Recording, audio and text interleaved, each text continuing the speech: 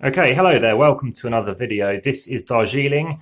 My name is Simon Lavender, and I'm joined by a guest, my most recent subscriber as of time of recording. This is Rudy. Rudy, if you want to say hello, say hello. Yeah. Hi. Right. So this is a chance to show somebody live a game with an audience and being recorded as well. So this is Darjeeling. Now, it's about tea. I have brought some tea to show you what tea looks like, to show you that I do like tea.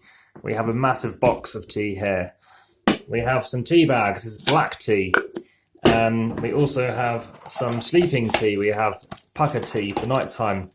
We have some more tea, and we have some more tea. So, all right, there we go. So just to show you that I do like drinking tea. I drink many a day. I play Pandemic Legacy Season 2. And people say I drink, they say 16 teas a day.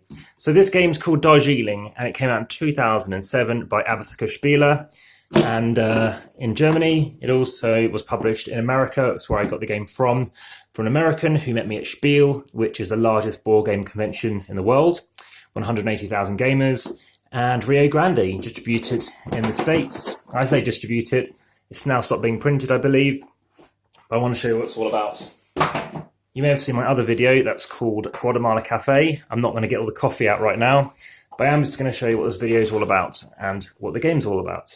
So it comes in multiple languages, for example, Italian, German, I think it's French and English.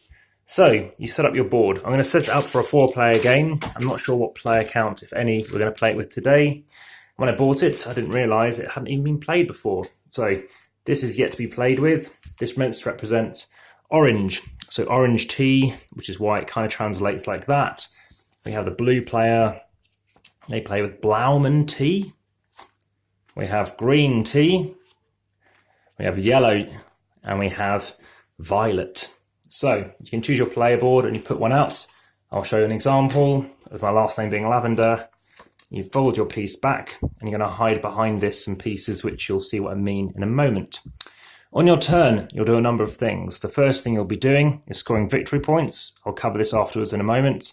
You'll then be moving your counter forward, those amount of victory points. You'll then be collecting some tea crates, basically packing tea into crates and then taking a tile. You'll then be replacing a tile from your prior turn, which you'll see in a moment, and then you'll be hiding the tiles you've taken or the one tile behind your board, and then potentially scoring if you can complete something. Next, you'll be looking to see if you can score some more victory points by doing certain benefits. And then finally, you'll be moving victory points forward based on where your container is, or moving some container ships out. You'll see what I mean in a moment. So we're playing as a 4-player, say.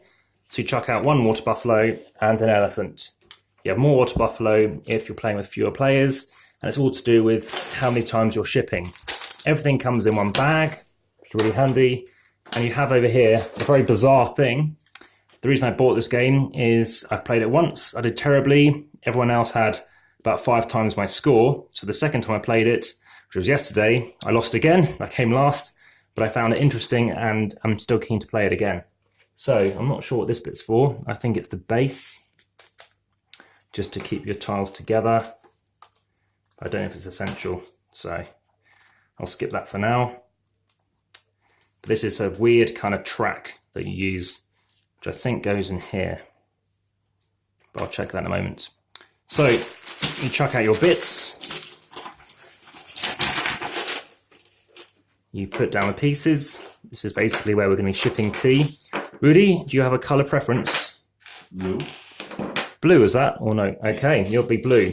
This all goes back in the bag because we're not playing with any more elephants or water buffalo. You're taking blue. I'll take another colour in a second. And this will be put together. This doesn't normally fall apart. So, oh, I know where it goes. Thank you. It goes here, I think. And that goes underneath it. If you can put that together a second, thank you. So we don't need these 2 extra pieces. That goes away. Rudy's playing with blue, which I'll grab his thing in a second. And this is where basically we're scoring victory points. So I'll play with Lavender. I actually played with yellow yesterday. That's because the person who taught me the game, his wife always plays with purple. And I went, all right, fair enough. Perfect, you've done it. Thank you very much. It's a good thing I've got an assistant here, if you don't mind me calling an assistant. Right, so thank you to the recent subscribers. I won't name you unless you want to be name checked today. So Rudy's going to take his pieces over here, which I'll just leave to the side for a second, making sure they're in shot. If you put them here, then they'll be visible. Your little tea worker, which is basically this guy here, or woman who is collecting tea, or robot these days probably. And we're set in Darjeeling, so we're going to arrange the map, which will need some space as well actually. And even though we're going to be playing it only as a 2, I've set up as a 4, so we're leaving some counters out. We won't be playing with one of the colours, so let's chuck orange away, and you'll see what's going to happen. So, everyone starts on 0 victory points, but then depending on who starts, you're going to have some victory points to play with initially. So, these things we'll leave off to the side. These are some bonuses. Basically, if you land on a 3 crate, you can choose to either double your score or get some victory points here. So you randomly just chuck these counters out. Let's just do it like this. That one. This is the weird part of the game, doing the scoring. What's left? That one and that one. So I'll explain this in a second. It's the weirdest part of the game. This can basically go off site for now. We can move this down quite far, as most of this isn't needed for the time being. And the most important part, which we'll need the English rules for, is basically how we set it up. So we set it up based on certain countries that we're placing and buying tea from. So we have India, Sri Lanka, and China. Now I've played Sri Lanka, so we'll go with India for this instance. So if you can see that map, it's going to be placed out like that. I guess Rudy actually can help me do that. There are going to be some cities, which are the wooden ones. And we're placing out, so we're having 1, 2, 3, 4, 5, 6, 7. So it's going 7 across, and it's showing 8 upwards. So I'll just start doing some of these. And of course, the reason for always recording these videos is to show you how to actually lay out the map. They're going to be a bit close together. It's a similar layout in the sense of what you're going to be doing actually on your turn to a game called Hey That's My Fish, where there's another video out for that too. But the point of always doing a video is to see how to actually set up the board, especially in this one where you have different setups. So 3, 4, 5, 6, 7. So cities are important because it lets you ship more efficiently. 2, there's another city. That's not a city. I felt it, just didn't grab it. So this is meant to represent the Sri Lanka map. It does look a lot like Sri Lanka, but this one I wouldn't say does. So we need some more tiles out. It's quite a big map. So in your turn, you'll be moving around locations, trying to grab these crates. Now, as you can see, there are different values in terms of the proportion of a crate that's visible. And the idea is to basically get to completing a crate, which is like this, but they need to be matching of one color. So how are we looking? 1, 2, 3.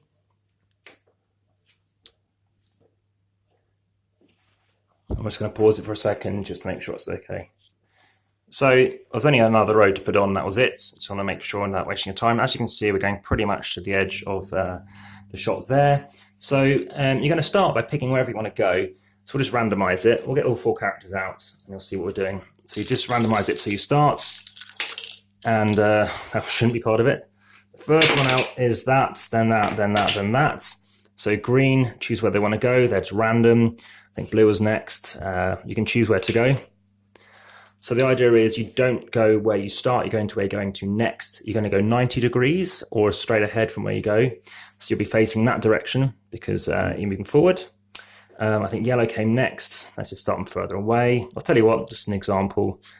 Let's start them like that, just to see how other actions work. And I'll start here again to show you what I mean.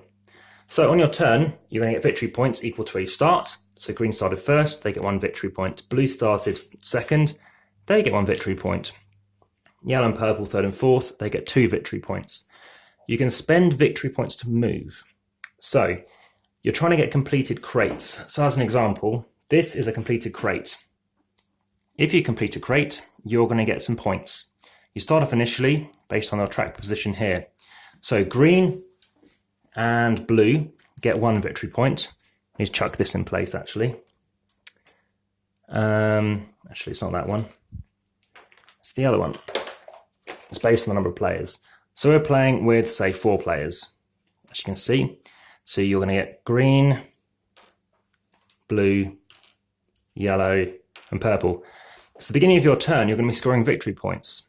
So green, we're having as an AI player, they're basically going to be scoring 1 times their position. So the first thing they do is they score it. They get 1 victory point. Then they can move.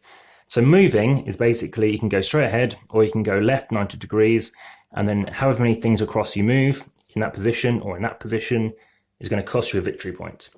So you're going to get slow victory points early on, and then going to start building up.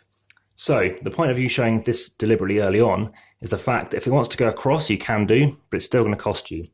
So it's going to cost you 2 to go there. So maybe it doesn't want to go there. It goes turns and then that way.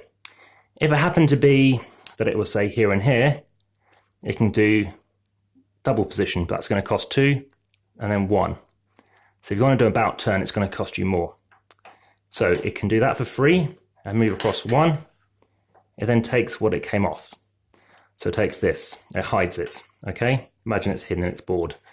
Then it's blue's turn. So I'll put these back. So that went there, and this one I think must have been here. When you score your crate, if you score a single crate, you put a single cube on the top level. At the beginning of your turn, you'll score 3 victory points, if it's still there. Otherwise it goes down. At the bottom, what happens if it pops out, and a new thing goes on, and it goes round. So you're going to score fewer victory points if this goes through faster. Now you score 1 only if you're next to any space, including diagonal, to a city. You can go past a city, you can't land on a city. But if you have 2 and you're not next to a city, you're going to get 1 cube on here. If you land on a 3, I mentioned briefly earlier, you can use this whenever you want to score double. And I'll come on to this, this is the weird part of the game. Or you can actually place an extra cube on here. So at the beginning of your next turn, you're getting 6 victory points, or you're getting 4 victory points. You'll see what I mean as we do it. This is weird. What happens here is if you can say complete red, you take the red cube, pick it up, move it to the end, you count the difference, 1, 2, you get 2 victory points. That's the strange thing about it. Don't focus on the game necessarily about that, simply the fact that you could get some victory points doing that. And if you use this, you're getting a ×2, so you get 4 victory points. Then you spent it. The reason I give you these chips is because it's difficult to do the scoring, because to get a ×2 or one of these token things, you need to be getting one of these tiles. And if you play the game Carcassonne, it takes a long time to try and complete one of those. The benefit to completing 4 crates in a turn is you get an extra victory point, 4 or more. So they have chosen not to do anything. It's blue's turn. They can go straight ahead or left. They can't go here or here on this turn. So you can either go straight ahead 1, so you're going to get 1 victory point for the beginning of your turn. You can now move ahead, for example, to red, take a single 1, black, take a single 1, and then take a left in your next turn and go here, and then you're completing that. And then whenever you want to, you can go next to a city to complete it. So you're hiding it behind your thing, so I don't know what colour you have, so I don't know what you're going to be scoring, which also means it's going to be affecting this. So you could go left and take 1, get an extra one next to you. So what do you fancy? Okay, so you turn it 90 degrees and go there. So you've taken that one, and that's just going to be hidden behind your thing. So keep it hidden, so just bend it in a bit. And that means we don't know what you have. Then it's my turn. Then it's yellow's turn. Let's just say they move forward 1. So it had to move forward 1. So green lost a point, blue lost a point, yellow lost a point. And you have to move at least once. But yellow did get 2 because it's 2 times this. So it would have had an extra 1. I take my turn. I score first. I think you actually start at the bottom. So I get 2, 1, 2. I move. I'm going to move and take that one. No, I don't want to do that one, because I end up with a thing which I can't really use. I'll take it anyway. Move and go here. So I take this, I hide it. I've already given myself victory points. I then lost a victory point. So you move as far as you like to 0 victory points. So I could go all the way over to here to get what I need. So now it's back to green's turn.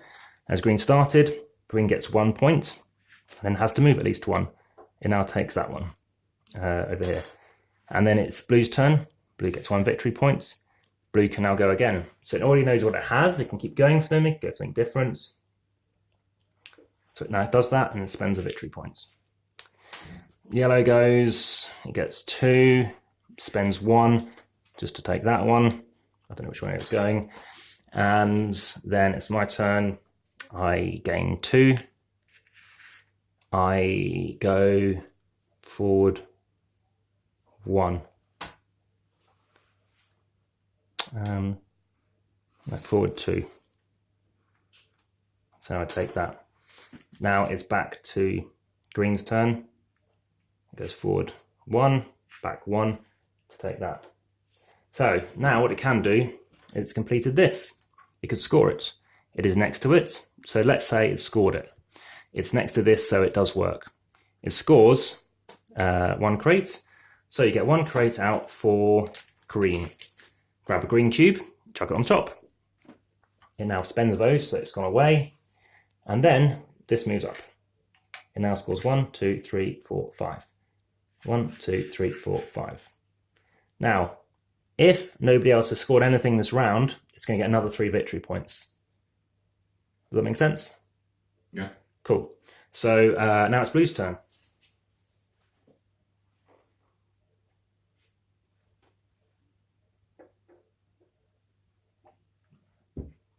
Can make 2, right? Yeah, you can go as many as you like. So you've got 1 victory point, and now you've moved 2, 1, 2. You're taking the tile you came off, which is that one. If you can complete, you don't have to. So now it's yellow's turn. Just to keep, these do get replaced, by the way. But I'm just doing like a demo video, and we're going to play a 2-player afterwards. Out for a head-to-head. Like I said, I've come last in every game I've played of this, which is why I bought it, because I haven't a clue how to win at the minute. Obviously, I'm making terrible mistakes. I think it was like that. So you always replace once you've moved. And that's another 2 on here. So 1, 2, 3. So it's my turn, for as example. So yellow's done their thing. They did score 2, let's say. I get 2 victory points, 1, 2. I then look at what I've got.